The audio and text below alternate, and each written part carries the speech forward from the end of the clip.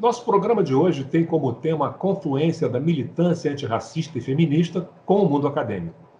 De que forma o conhecimento adquirido nos bancos universitários pode contribuir positivamente, fornecendo evidências e fortalecendo os argumentos dos homens e mulheres que lutam por igualdade e justiça em termos de raça e gênero.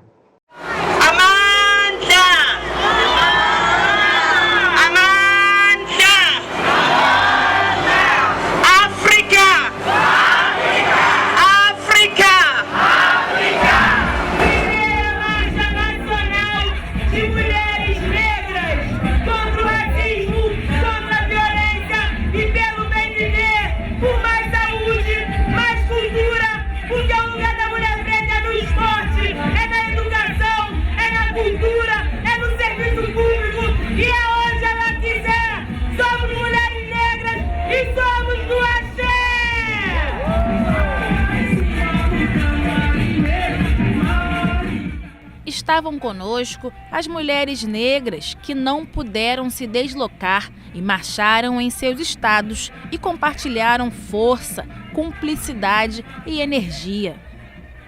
Na nossa diversidade, tínhamos uma única certeza: éramos negras e compunhamos um único corpo. Nos víamos no mesmo espelho e tínhamos a certeza de que estávamos organizadas e combatendo o racismo e suas formas deploráveis de violações.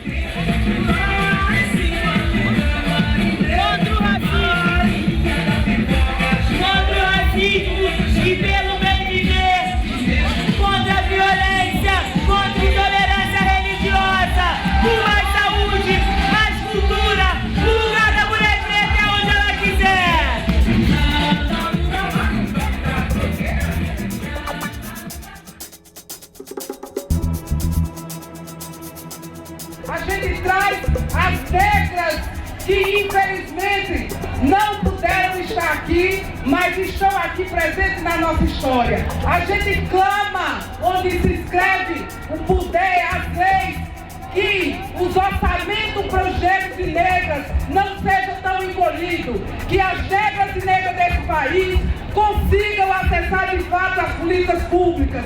É por isso que a gente marcha trazendo as empregadas domésticas. Nossa convidada de hoje começou sua militância antirracista aos 20 anos de idade, quando ingressou no Movimento Negro Unificado, em que participou da criação do Grupo de Mulheres do MNU, acrescentando-lhe uma dimensão feminista. 12 anos depois, entrou para a Universidade Federal da Bahia, onde fez sua graduação em História. Em seguida, fez o mestrado em Educação e Contemporaneidade pela Universidade do Estado da Bahia, UNEB. Sua carreira inclui os cargos de coordenadora executiva do Programa de Profissionalização de Jovens e Adolescentes Negros do Centro de Estudos Afro-Orientais da UFMA, consultora do Programa de Combate ao Racismo Institucional no Brasil, superintendente de Políticas para as Mulheres da Secretaria de Promoção da Igualdade Racial do Estado da Bahia. É fundadora e coordenadora executiva do ODARA, Instituto da Mulher Negra, e também da Articulação de Organizações de Mulheres Negras Brasileiras. Compõe ainda a Secretaria Executiva do Fórum Permanente pela Igualdade Racial, FOPIR, e é coordenadora no Brasil da Rede de Mulheres Afro-Latino-Americanas, Afro-Caribenhas e da Diáspora. Vamos conversar com a historiadora, militante negra e feminista Valdecir Nascimento. Valdecir, é um prazer muito grande para nós recebê-la aqui. É uma honra, na verdade, né? Você com esse currículo, nossa, é uma trajetória bastante impressionante, que começa lá aos 20 anos de idade, quando você entrou para o MNU, para o Movimento Negro Unificado. Como é que foi? Como é que você foi atraída para esse movimento? Boa noite, Carlos. Para mim é um prazer enorme também estar nesse diálogo com o Kutney. Temos as mesmas idades, né, nesse ativismo, nessa luta antirracista.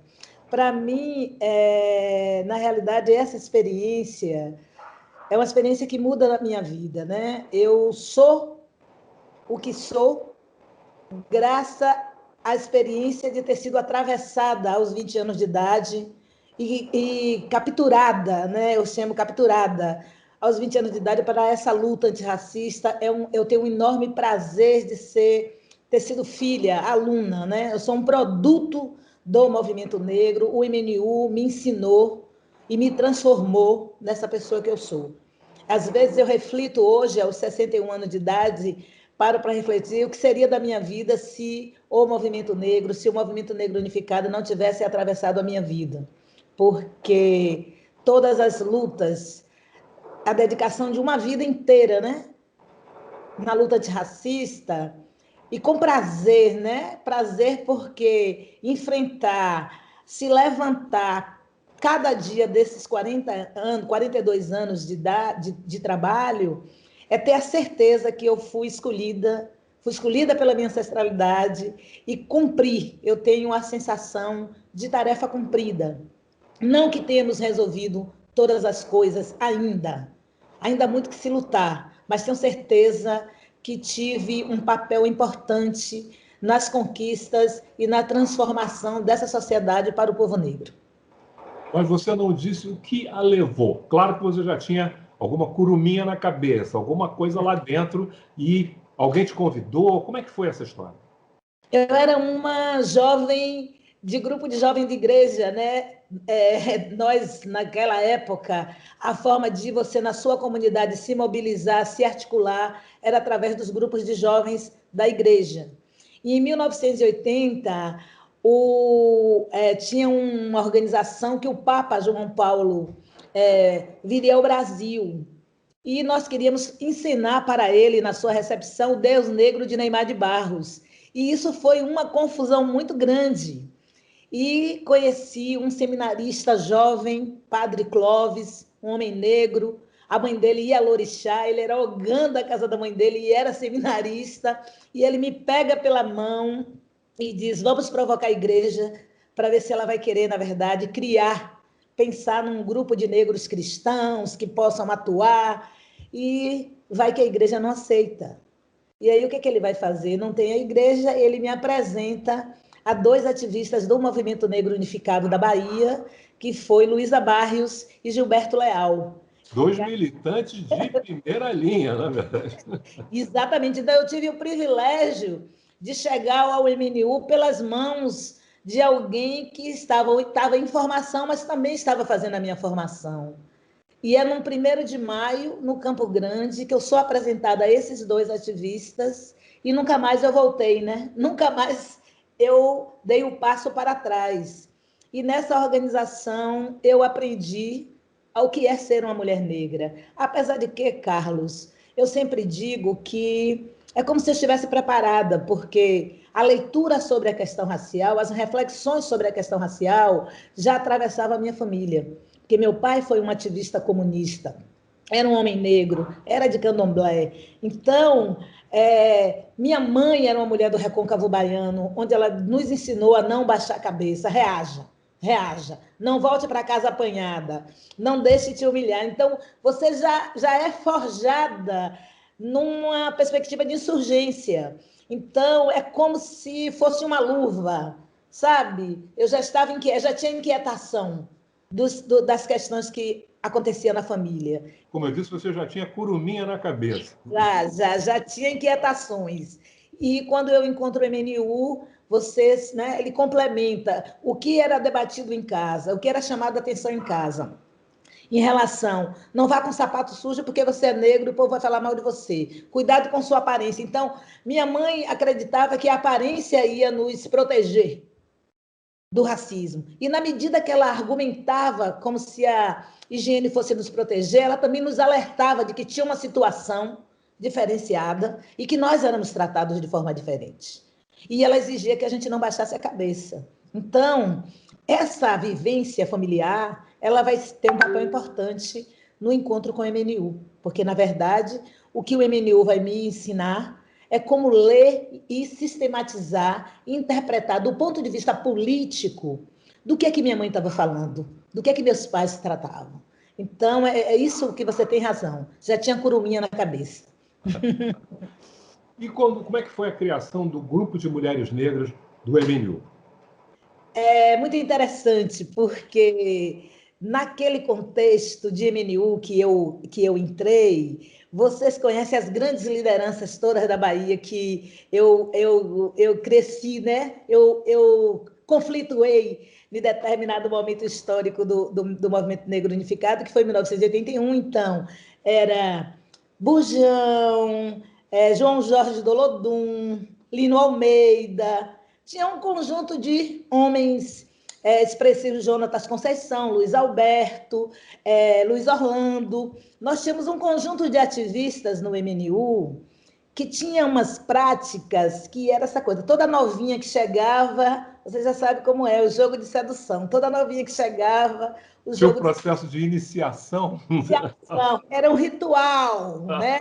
E como quando você ouve um homem negro com aqueles discursos muito elaborados, com aquelas leituras, a sedução se realizava. Só que isso provocava um prejuízo no MNU, porque as meninas se apaixonavam e era só sedução, eles seguiam a vida, né? E nós resolvemos barrar dentro do MNU esse ciclo de ação e começamos a nos organizar. E também naquela época, como era, né? Os homens falavam e as mulheres secretariavam. Nós intervíamos muito pouco nas assembleias, nas plenárias, e acabavam as namoradas votando com os sedutores, né? Com os conquistadores. E aí nós resolvemos revolucionar, mudar aquela ordem, porque nós não podíamos ter uma organização antirracista que reproduzia relações sexistas, machistas. E aí nos juntamos, tínhamos as grandes mulheres do MNU, Ana Célia, Amparo, Luísa Barrio, Tereza Alfaia, que já estavam por lá. E quando minha geração chega no MNU, nós resolvemos, essas meninas, elas diziam, essas meninas não vão poder ficar caladas e nem virar isca, né, na mão dos sedutores.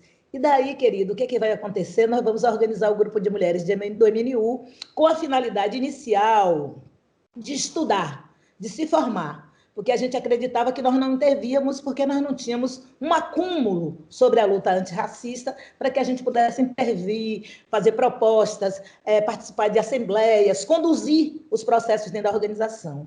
E aí nós iniciamos, em 81, as reuniões gerais do MNU era à tarde e pela manhã juntavam-se as mulheres negras para estudar.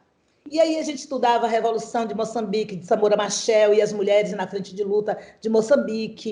Nós elaboramos documentos sobre a situação das mulheres negras no Brasil, começamos a estudar Lélia Gonzalez, mas também eu acho que a cereja do bolo, Carlos Alberto, foi estruturar uma peça de teatro do grupo de mulheres do MNU. Foi como a gente usou como metodologia para trazer mais mulheres para dentro do grupo, foi uma peça chamada IA, Anônimas Guerreiras Brasileiras, que tinha 4 atos. Um ato era a questão da boa aparência, a situação da empregada doméstica, os homens do polo petroquímico, que só escolhiam mulheres brancas para casar, que isso era um ponto... A palmitagem, então, da época. Era um ponto central no nosso debate, e debatemos sobre os militantes que não levam suas esposas para o movimento e que ficam paquerando as companheiras que estão na militância. Então, a ideia da peça de teatro era estabelecer diálogos e reflexões em torno de relações de opressão que recaíam sobre as mulheres negras. E levamos quase 2 anos circulando o estado da Bahia com essa peça que abria os debates e, consequentemente, ocorreu perseguições, acusações, o que a gente pudesse imaginar naquele momento, porque nós começamos a questionar o modelo. Na verdade, nós questionávamos, nossa tarefa era transformar aquela organização, né? Transformar numa organização de fato comprometida com a luta antirracista, contra o patriarcado, porque não cabia a nós ativistas negros, como não cabe até hoje a nós ativistas negros, homens e mulheres, reproduzir nenhum tipo de relação de opressão, de dominação e de discriminação, porque nós somos e conhecemos melhor do que ninguém o que isso faz e impacta nas nossas vidas. Então, isso era uma perspectiva que o grupo de mulheres do MNU trazia consigo e que, com certeza absoluta, nós modificamos a concepção interna dessa organização. Você começou a sua carreira acadêmica um pouco tarde, né? Aos 32 anos de idade, mas a partir daí você avançou de uma forma muito, muito significativa. Mas nós vamos deixar que você responda isso no próximo bloco.